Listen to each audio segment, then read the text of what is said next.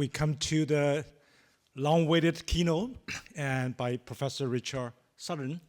And now just to show how important this speaker is, that I'm not here to introduce him, I'm here to introduce his introducer.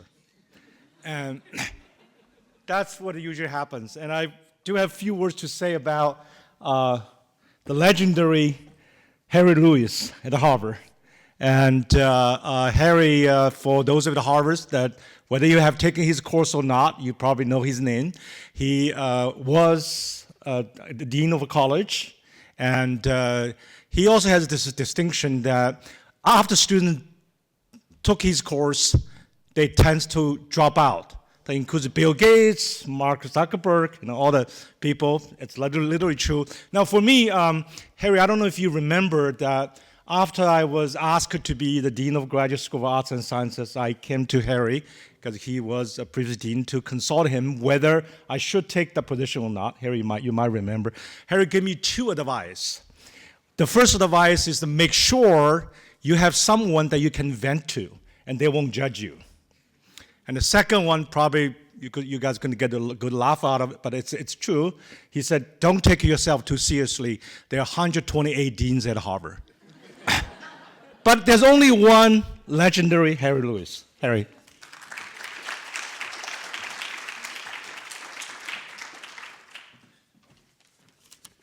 Xiao-Li, thank you so much. You did a great job. I'm not sure whether it was because of that advice or not, but thank you for your service to Harvard. So it is my great honor to introduce the last of our speakers, Richard Sutton. Now, it's no exaggeration to say that no day goes by in your life, my life, whoever you are listening to us here now, that is unaffected by the work of this eminent computer scientist. And that goes not just for us, but for our family members, our friends, our work colleagues, everyone. Reinforcement learning, in all its profuse variations, is today the universal tool of artificial intelligence. And no one deserves more credit for its success than Richard Sutton. Like everything else in computer science, it seems, reinforcement learning was anticipated by Alan Turing. Even before his provocative Computing Machinery and Intelligence paper, Turing put it quite simply. What we want, he said, is a machine that can learn from experience. But it took a man with a psychology degree from Stanford to think about how to build on what was known about animal training and recreate it for the realm of machines. Starting in the 1970s, Sutton, working with his PhD advisor at UMass Amherst, Andrew Bartow, worked out what that meant in mathematical terms.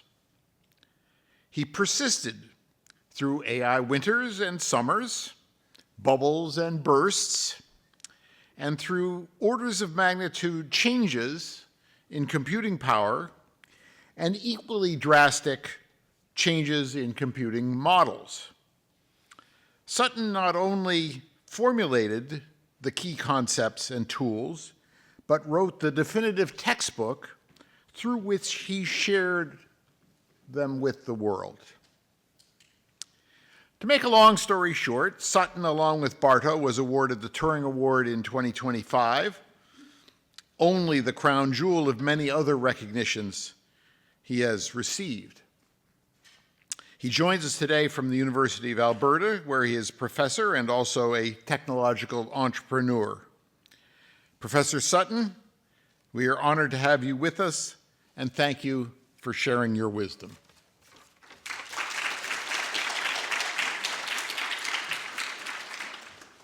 Thank you, Harry. It's my great honor to speak to you all today at your AI Summit. It's kind of hard to live up to all the praises that Harry has just described, but independent of that, I'm just delighted to have this chance to share my thoughts with you about where the field is going. This field, I think, is going to have such an influence on all of our lives. And it's just really good for us to be thinking about it and preparing for it. Let me see if I can get my slides going. Oh, I wonder if you can see them now.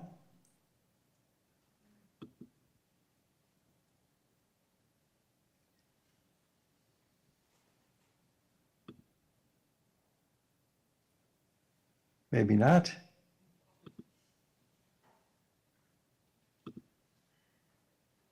Okay, that should do it. So I'm going to talk about the era of experience and the age of design. The eras are on the order of 10 years, and the ages are really grandiose. We'll get to them in a bit.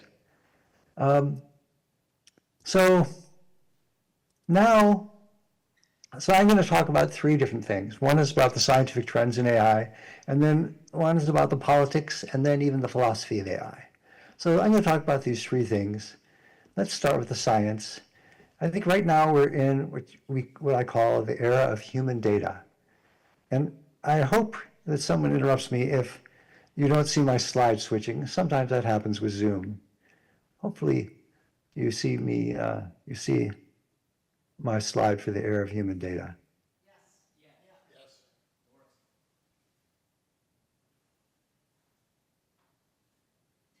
Cool. So the era of human data is what we hear nowadays with all the large language models. In this case, what we're calling AI is trained just to predict humans' next words or to predict humans' labels. And then it's fine-tuned by human experts that say what you should do or what you shouldn't do. And the purpose of all of the machine learning is to transfer existing knowledge from humans to a static AI that no longer learns, that is absolutely static, is absolutely not a learning system. And I think we're starting to reach the limits of this paradigm. Particularly, we're starting to reach the limits of human data, because most high-quality data sources have already been consumed, and of course, generating genuinely new knowledge is beyond this approach. It's just recapitulating what people say and sorting through and sifting and representing to us what people say. Now, that's, of course, very useful, but it's also limited. And the previous speakers just talked about, when AI will be able to take most human jobs. And so I want to show you a little bit of perspective on this. This is from a fellow named Dwarkesh Patel, who has a prominent podcast. So I hope you will hear this, and please, someone alert me. I'm not sure how you would alert me. I can see the chat. There's the chat. Somebody alert me if the audio doesn't come across when I play this video.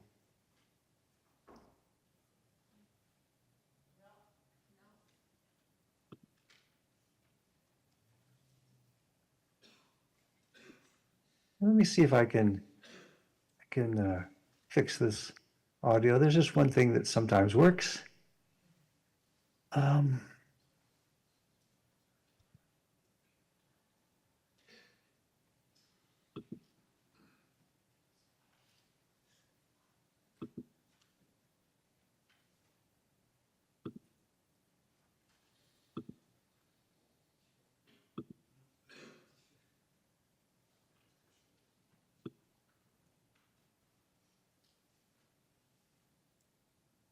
Is impressive. But the fundamental problem is that LLMs don't get better over time the way a human would. This lack of continual learning is a huge, huge bottleneck. The LLM baseline at many tasks might be higher than the average humans, but there's no way to give a model high-level feedback. You're stuck with the abilities you get out of the box. You can keep messing around with a system prompt, but in practice, this just doesn't produce anything close to the kind of learning and improvement that human employees experience. The reason humans are so useful is not mainly their raw intellect. It's their ability to build up context, to interrogate their own failures, and to pick up small improvements and efficiencies as they practice a task. Okay, so that's Dwarkish's perspective, I think it reflects an increasing realization in the industry that continual learning is really essential for the further advances in AI.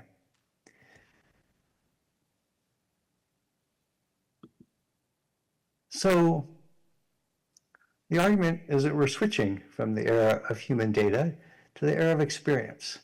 Experience, well, is all the normal data you get by interacting with the world. So if you look at this little diagram of the agent and the world interacting, the signals passing back and forth, these things in red, are what experience is. It's the actions, it's the observations, the sense data, and of course it's the reward, some sort of numerical measure of how well things are going. So AI needs a source of data that grows and improves as the agent becomes stronger. No static data set is sufficient, and what we're talking about with the internet is, of course, still a static data set. Now, you can get this kind of data from an agent's first person interaction with the world. So that's its experience. And I have a video for this too, just to help us think about the data and how the role it plays and how it's generated. So what you see here is an infant playing with its toys. It's a little bit speeded up, otherwise it'd be very hyperactive.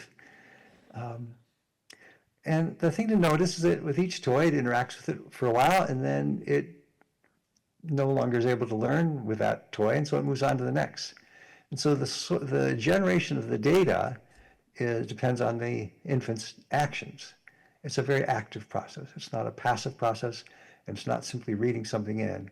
And this infant is learning as it behaves. It doesn't like collect data for a long time and then try to learn from it. You know, the data and the learning process are intertwined, and they need to be intertwined in order for you to get the best quality data, the data that is most suited to your learning and your current level of understanding of the world.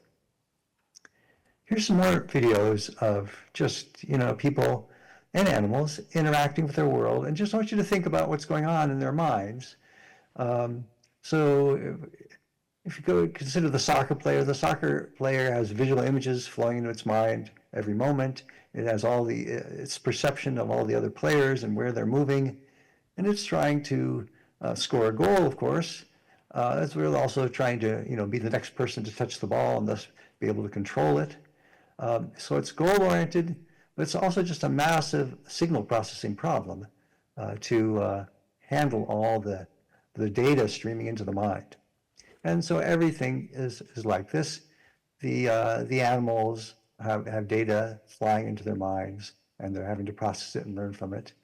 This baseball player is trying to hit a tiny little ball flying at it extremely fast, trying to decide whether to swing or not. The bird is trying to learn how to fold its wings so it doesn't hurt them as it moves around, and even people when they have conversations. There's an immense amount of data trying to figure out what's going on and control the outcome. So this is the way people and other animals learn. It's just sort of the obvious thing, as Harry was saying, that an ordinary person looking at people learning and animals learning, a psychologist certainly would look at the world this way. And by learning in this way, for example, AlphaGo was able to learn to make its creative move. They could not have learned that from a data set or from people. And also in AlphaProof, it was recently won a medal in the International Mathematical Olympiad. This is also by this exploratory kind of techniques used in planning in formal proof. So David Silver and I wrote a paper recently. You might want to check it out. Welcome to the Era of Experience, where we present this point of view. And it's not a new view. It goes back to Alan Turing, as Harry mentioned. And so I found this really excellent quote from him. This is from 1947, at a time when there wasn't any artificial intelligence, of course. And as far as we can tell, this is the first public presentation on AI. He gave a paper, and in that paper, he has the line, "What we want is a machine that can learn from experience." And I think that's ever so much true today. So let me spend one more slide thinking about this, talking about it with you. The experiential mindset, how it's different. In this mindset, the agent exchanges signals, sensations, and actions with the world, and these are the experience. Learning is, of course, from that experience, but I think even more basic observation is that what you learn, the knowledge, is about the experience. And so if you don't have experience, large language models don't have experience in this sense. If you don't have experience, then it's not even clear what the knowledge would be about. Our knowledge is about, basic things like if you drop an object, it might fall. If you close your hand, you can feel the pressure on your fist, on the inside of your palm. If you walk downstairs, you could make a cup of tea. If you travel to Harvard, you might hear some interesting talks. So this is experience, and your knowledge is about the experience. And then in the mindset of experience, the agent is intelligent to the extent that it can predict and control its experience, its input signals, and particularly its reward, which is one of its input signals. So then in this mindset, experience is the focus and the foundation of all intelligence. And the field of reinforcement learning that I've been working on for some time is based on this mindset. So if we look at the recent history, we can sort of classify it into an area where reinforcement learning was fairly prominent when we had the era of AlphaGo and the Atari games and AlphaZero, which was like AlphaGo but learned more thoroughly from experience rather than partly from human data. And then now we may be nearing the end of the era of human data, where everything is trained from human labels and human behavior to replicate it and imitate it. And now with the AIs that use computers and alpha proof, these systems are, as we're now entering the era of experience. And I think it's more and more true. Like today, I was meeting with a fellow who's the CEO of $1 billion company now that's just dedicated to doing research in continual learning and learning from experience. So I think it's happening more and more. So just to summarize, my perspective on the future of AI is that the creation of superintelligent agents and superintelligent augmented humans will just be good for the world, and it will probably take many decades, and well, probably take some decades, and will continue for decades after that. So if you want to think of it as a race, it's not a sprint, it's a marathon. But fully intelligent agents require learning from experience, which is beyond large language models, as magnificent as they are, as customizable interfaces to all the world's knowledge. And now we have entered a new era of experience using reinforcement learning algorithms. However, it's not immediate, because to realize the full power will require better deep learning algorithms. We need learning algorithms that are capable of continual learning and meta learning, and these are just big gaps in our understanding and our abilities right now. People are working on them. I'm working on them. Others are working on them. Okay, so now let's switch gears a little bit and talk a little bit about some politics. So I want to start with this question. If you have societies, if a society of agents, human or machine, or just, collections of agents, is there one goal or are there many goals? And if you think of reinforcement learning, in reinforcement learning, each agent has its own goal because each agent has its own reward signal. And and this is similar to the way it is in nature, where each animal has its own pains and its own pleasures. And I think in general, our economies actually work this way. Our economies work best when people have different goals and different abilities. They don't rely on people having a shared goal or common purpose. Sometimes we talk in this language, but I don't think, if you look as an economist at what's happening, we see many agents with different goals, and this is fine. So agents can coexist in peace, even when they all want different things. our markets and our economies are all about coordinating and working together even when they want different things. So in some sense, it's all obvious, but it's really important. I think when you have something that seems obvious and yet not everyone is, or many people are thinking differently, you need to focus on that. It may be something important. So I'm going to define a couple of words to help us talk about this. So first of all, I want to define decentralization. Decentralization is when you have many agents where each is pursuing its own goal. This is what I'm talking about, as opposed to centralization, where you have a single goal and everyone pitches into it. And cooperation is when you have agents that have different goals interacting to their mutual benefit. Different goals, mutual benefit. So what about like bees and ants? I would say they are not cooperating because they do have the same goal, and it's not to their mutual benefit. It's their achieving the single goal. Cooperation. Okay, so cooperation, I think, is humanity's superpower. Humans cooperate more than any other animal. Our cooperation is facilitated by language and money, which are both human inventions, strictly human inventions. And our greatest successes are our cooperations, our economies, our markets and our governments, all these things which make our modern world possible is our cooperations. And our greatest failures are our failures to cooperate, war and theft and corruption.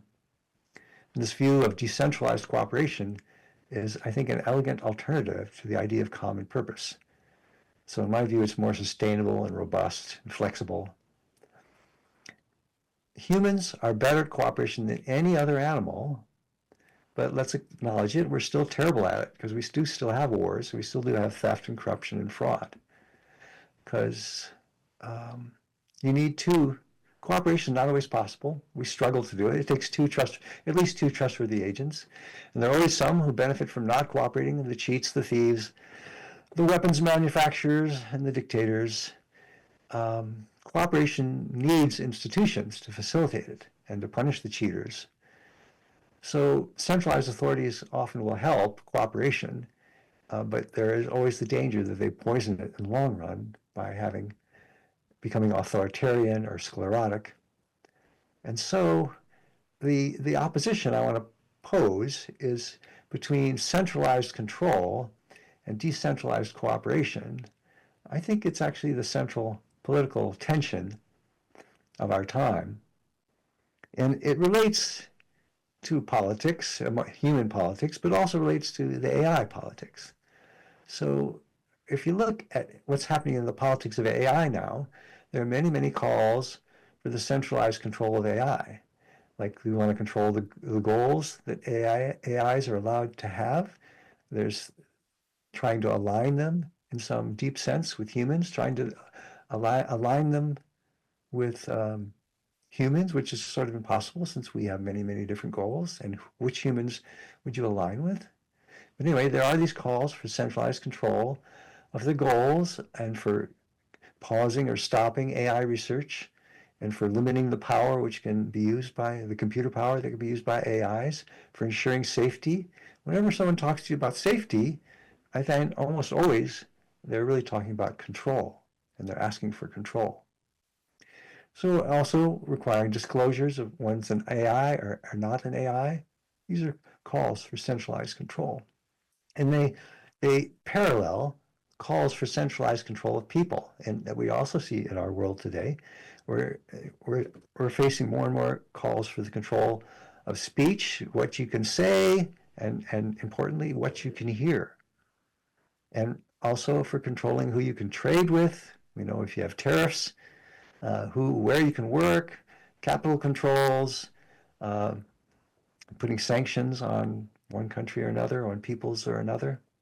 So these arguments for centralized control of AIs and people are eerily similar. They all have an element of fear, and they're all about us versus them. They're the other cannot be trusted. They are demonized. China is demonized in the U.S. and I'm sure the US is demonized in China. We certainly demonize our AIs. We think of them sometimes as the Terminator.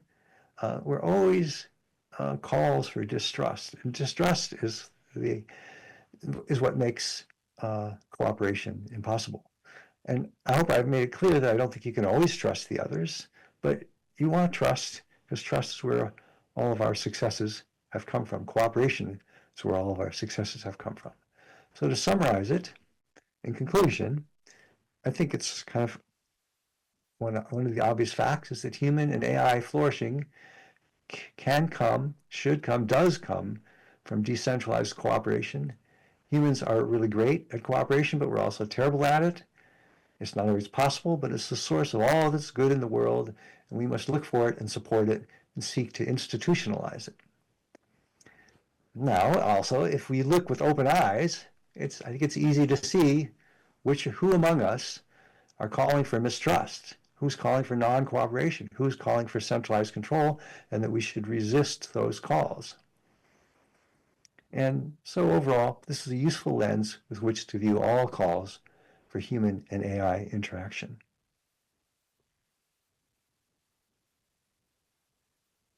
Okay. My final of my 3 messages is a touch of philosophy. Maybe you thought I was already doing philosophy, but I'm going to go even further. So obviously AI is happening today, or beginning to happen today, and ever more so tomorrow. And how should we feel about it? Should we think that AI is good, or is it bad? Should we fear it? Will it make us obsolete? Will it take all our jobs? Is it a Terminator? Will we lament AI's rise, or will we celebrate its achievements? Will we think it as an invader or as our offspring? Basically, is it us or is it not us? I think this is a deep question, and it's too hard maybe for me even to try to argue one side or another. We all have to make up our own mind how we feel about it, and I'm sure it will evolve over time as we actually experience more meaningful artificial intelligences. So the fear, I think, is well represented in our media, and so I'm going to adopt primarily the other side and try to talk about it, because it's my approach. I've already told you I think AI will be an unalloyed good. So this is my view. My view is that AI is not some alien technology. In fact, it's one of the oldest of human strivings. For thousands of years, philosophers and ordinary people have sought to understand human intelligence. We've been fascinated by our inner workings. How do our minds work? Can we make them work better? This is a grand quest. It's not just narcissism. It's a grand quest, because intelligence is the most powerful phenomenon in the universe. It's not just focusing on ourselves. This is the powerful phenomenon in the universe. And I think what Kurzweil meant by this is that, sure, there are powerful phenomena like black holes, supernova, and those are important to our universe. But if you give intelligence a similar amount of time, maybe 1 billion years, I think intelligence will be playing a big role in our universe. It'll be moving the stars around. It'll be forming Dyson spheres. If we make it, we will truly be the most powerful phenomenon in the universe, or intelligence will be the most powerful phenomenon in the universe. So to understand intelligence is very much so the holy grail of science and the humanities. It's a great and glorious prize that we are now, in this moment in time, on the verge of. And the verge of the next decade or two. So let's now try to prognosticate about the future, in a realist way. I'm echoing one of my heroes, John Mearsheimer. We talk about realism. So realist AI prognostication, where we set aside what we want or we don't want to be true. We just ask, what will happen? Can we say what will happen in a realistic, humble way? So I put down 4 tenets of realistic AI prognostication. Number 1, there is no consensus about how the world should be run. There's no one view that's dominant over the sum of all the others. The US is powerful, but it's not dominant over the sum of all the other countries.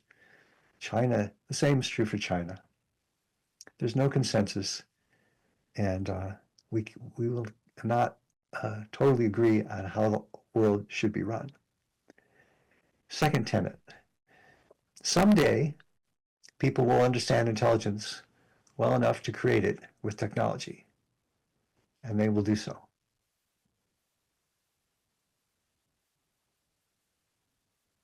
Someday we'll understand intelligence, and we will make it. Number 3, the process will not stop at the intelligence of current humans. Soon, that too will be vastly exceeded. And number 4, over time, power and resources will naturally flow to the most intelligent entities.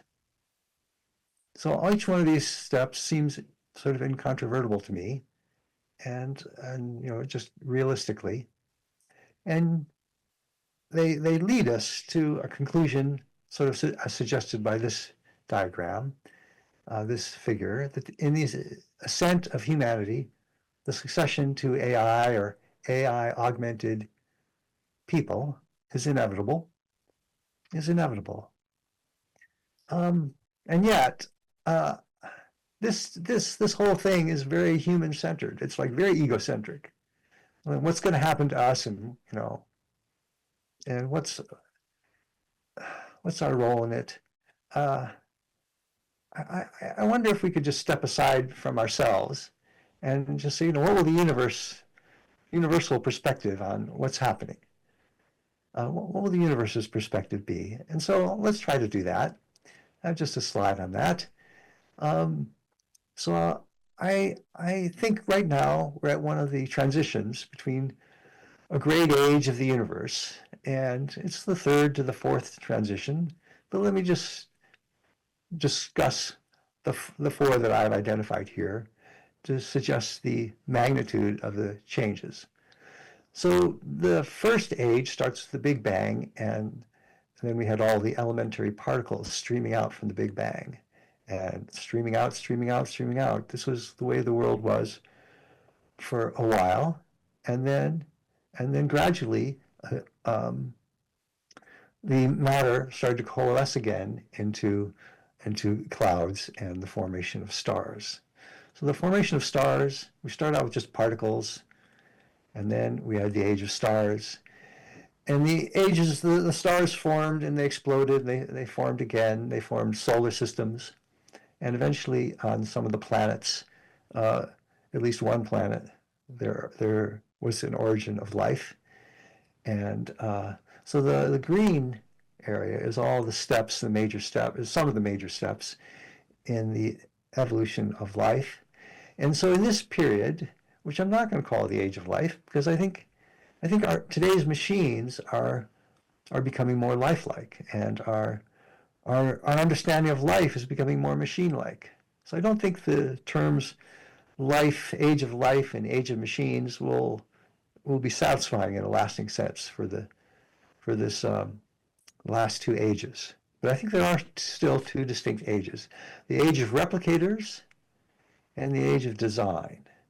The age of replicators, when most interesting things that coat the surface of the Earth and turn large parts of it green are living things, animals and plants, and these are all self-replicated. By self-replicated, we mean they can produce more copies of themselves. They don't really understand how they work, but they can produce more copies. In the age of design that we have started transitioning to, where we have technology and industry and computers, and we're making AI and other major technologies, where these are things that are not replicated but are designed, and these design things are becoming more prominent in our world. If you look down at the Earth now, you will see lights at night, you will see cities, you will see roads, and these things are becoming more prominent, and probably they'll continue to become more and more prominent. Design things. So, as I said, it's tempting to talk about an age of life and an age of machines, but these are already archaic, misleading terms. As our machines get more lifelike and our understanding of life is more of as a biological machine. So what is the real difference? The difference I'm trying to capture with this replication and design distinction.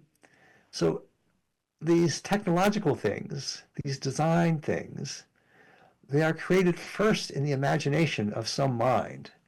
That's the designer. And then they come to exist in the world, as opposed to replicated things which, don't have to really be understood or exist in a mind of anyone. And the design things, it's a fundamental difference, and designed things are more easily improved. Let's just use these words a little bit to get comfortable with them. So we note that many non-human replicators are designers. So many animals make nests or burrows or houses, and many animals, in this case non-human animals, even make tools. Chimpanzees famously strip the side branches from sticks in order to fish in holes for termites. And, even crows commonly can do similar things. Humans, of course, make stone axes and plows, and computers and spaceships and factories and software and tools for making other tools. Even a hammer is really a tool for making other tools, like a house, which is a tool for living in, a design thing for living in. So now maybe we can answer our question of what we are and what is our role in the universe, and try to pose an answer, a dispassionate answer without hubris. We all sense that people are special, that we're not just another replicator, but in what way? And maybe it's clear we are the replicator that has taken design to vastly greater heights. We're designing the factories and the spaceships. But have we taken it all the way? What would be the height, or to take design all the way? I think it would be to design things that are themselves capable of designing. That is, designing things that have a mind and can conceive of things in their mind, maybe as well as we. And this is roughly what we are doing as we try to understand our intelligence and create AI. So humans are at least the catalyst or the midwife, the thing that fulfills the age of design, the fourth great age of the universe. And that's my third message. My three messages, let me summarize them for you. The AI of the 2020s, which is the era of human data, it's doing very well. But we are entering a new era of experience, which will be much more powerful because it can continually learn new knowledge. In politics, today the politics of AI parallels the politics of humanity. We should seek decentralized cooperation over centralized control in both cases. And finally, AI is the inevitable next step in the development of the universe, and it should be embraced with courage, pride, and a sense of adventure. Thank you very much for your attention.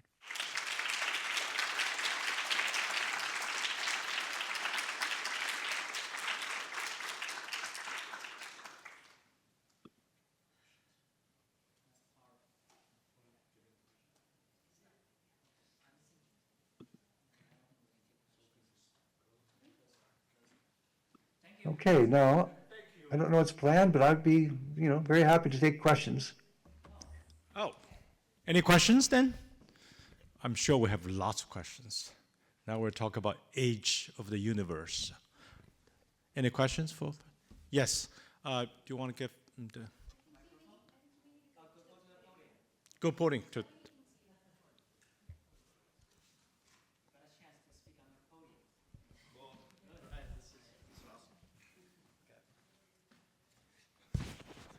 Do you think it's not worth learning about supervised learning, so we should be focusing on reinforcement learning? Supervised learning is I think very worth learning about and very useful, and because we want to use supervised learning techniques within reinforcement learning. I've always viewed it as a step two, learning from experience. One way to think about it is life does not normally give you examples of what you should do. Life just, things are happening, and maybe the task of the challenge of reinforcement learning, or the challenge of AI, is to turn this stream of experience into something like examples of correct behavior. And so if we do that in reinforcement learning, and then we have examples, and so we are a consumer of supervised learning methods. Thank you for the question. Thank you. One more question, maybe? Just take one more. Yes. Maybe That's all I'll right. even go. Take your turn. Take your turn. Take your turn. Take your turn. We each have a mic. Oh, yeah, we talk at the same time. Oh, one at a time, okay?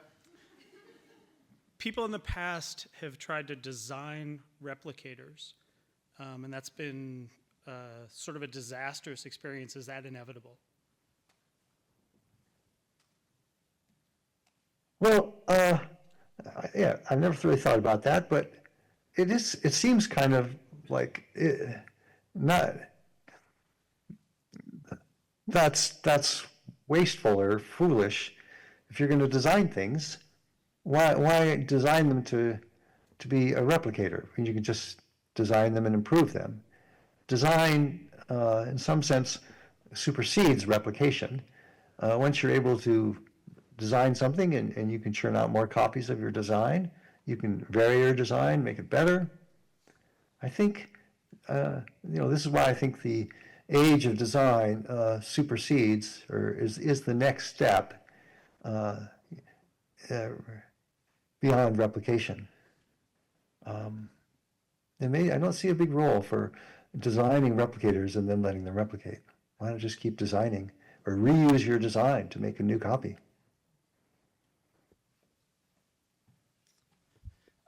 Hi. Do you think on this path to the next phase of humanity or the universe, there's any risk that we might spend some period of time lost on the idea of individual empowerment and lose our sense of coordinating as a whole? Well, so the whole issue of, now you said coordination, okay? So this is our tension. Do we want to coordinate? Do we want to align on common goals? I think we are, obviously, if we are cooperative, and we have many different goals, and we would be very fixated, be a major human concern with who has my goal, who else has my goal, who can I work with, and who am I aligned with, and I can coordinate with.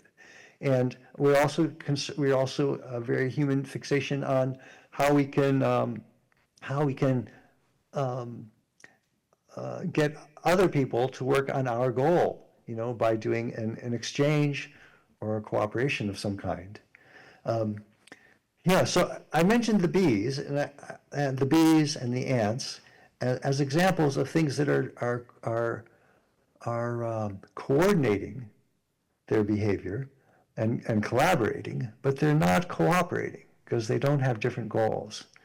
And so I think we have to deal with this question: Are we really coordinating because we share a goal, or are we coordinating because we have different goals and we found a way to cooperate? I think we can get everything we want to get out of cooperation by working together in cooperation, without having to force, because it it is an act of violence to control someone else's goal. If you say your AI should only have this goal, it's an act of involuntary choice on their part. Yeah, so I really am in favor of voluntary cooperation. Isn't it also just an act of communication, being able to discover who also has your same goal? Well, certainly, yeah, we're all in favor of that. Yeah, and that is a large part of what is going on. Hello, An important Professor. part. Hello, Professor Sutton. I'm not sure, like, you can see us, like, from your universe. I can see you. Oh, thank you, thank you. Thank you so much for joining us. So I have a question. So is there a chance, like, we humans as replicators are designed by some designers, like, as the pets? Are you asking about intelligent design? Is there an... Yeah, I mean, like, we humans as replicators, is there a chance we were designed by the designers as pets? So the designers may be watching us from their universe, see, oh, those people are funny, you know. They are having some, like, gathering. Or we may be running in a simulation, and the others may be watching us from afar, seeing what we get up to. I suppose it's possible, but I also don't take it very seriously because, I don't know, there's no evidence for it, number one. Extraordinary claims need extraordinary evidence. And there's another sense, maybe it doesn't matter if this world was created or designed by someone else. Still, it's the world we're living in, the world we're dealing with, and the world we are getting our experience from. And, it's sort of, I just see our role is to understand our world and predict and control our signals, particularly our reward signals. It doesn't, even if it was set up by someone else. Well, thank you, Professor Sutton, for that incredibly inspiring and powerful speech to conclude this well,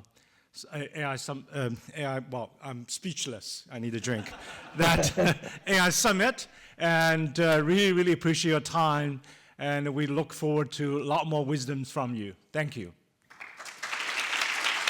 Thank you. I'm sorry I couldn't be there in person.